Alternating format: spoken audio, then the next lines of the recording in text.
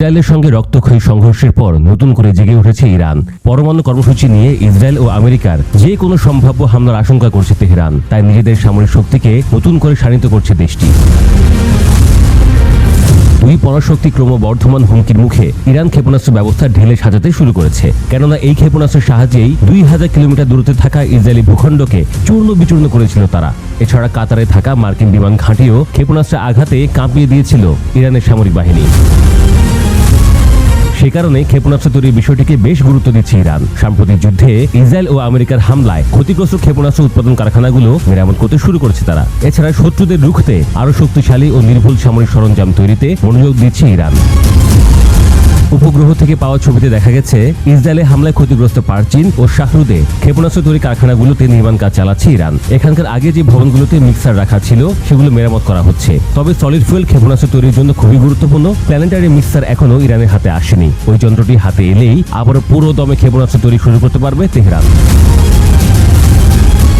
James Martin সেন্টারের কর্মকর্তা Sam লেয়ারের মতে ইরান প্রায় তাদের ক্ষেপণাস্ত্র তৈরি কারখানা মেরামত করে ফেলেছে। এখন তারা যদি প্ল্যানেটারি মিক্সারের মতো গুরুত্বপূর্ণ জিনিসগুলো আবার সংগ্রহ করতে পারে তাহলে তারা খুব দ্রুত ক্ষেপণাস্ত্র তৈরির কাজ শুরু করতে পারবে। গত জুনের যুদ্ধে ইসরায়েলি হামলায় ইরানের বেশিরভাগ আকাশ প্রতিরক্ষা ব্যবস্থা ধ্বংস হয়ে যায়। এরপর থেকে সলিড ফুয়েল ক্ষেপণাস্ত্র ইরানের প্রতিরোধের প্রধান অস্ত্র হয়ে উঠেছে। তেহরানের কাছেই খজির ও পারচিন এবং তেহরান থেকে প্রায় 350 কিলোমিটার উত্তর পূর্বে শাহরুদের ইরানের সলিড ফুয়েল ক্ষেপণাস্ত্র তৈরির কারখানা রয়েছে। এর আগে 2024 সালের অক্টোবরেও এই তিনটি স্থাপনায় হামলা চালিয়েছিল ইসরায়েল। বিশেষজ্ঞরা বলছেন গত জুনের যুদ্ধে ইসরায়েল পরিকল্পিতভাবে ইরানের প্ল্যানেটারি মিক্সার রাখার ভবনগুলো ধ্বংস করার জন্য হামলা চালিয়েছিল। এই মিক্সারগুলোর মাধ্যমে ক্ষেপণাস্ত্রের জ্বালানি সমানভাবে মেশানো হয়। তাই ক্ষেপণাস্ত্র তৈরিতে এই প্ল্যানেটারি মিক্সারগুলো খুব গুরুত্বপূর্ণ।